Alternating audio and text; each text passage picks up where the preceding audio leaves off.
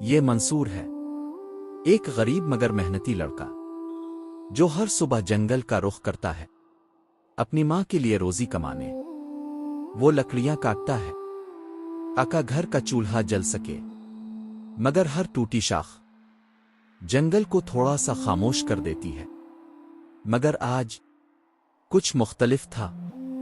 ایک درخت جو بیچ سے کٹا ہوا تھا، جیسے کوئی راز چھپائے بیٹھا ہو۔ اچانک غار کی روشنی سے جنگل کا ایک محافظ نمودار ہوا۔ منصور ٹھٹک گیا، آنکھوں میں خوف، دل زور زور سے دھڑکنے لگا۔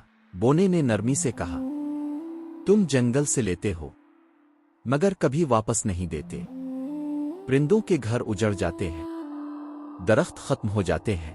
اسی لمحے منصور نے سچ سمجھ لیا اور دل ہی دل میں ایک وعدہ کر لیا۔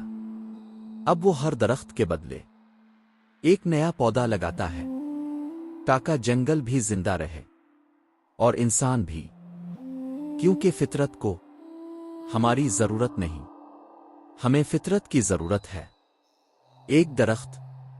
ایک درخت کے بدلے Baby Bella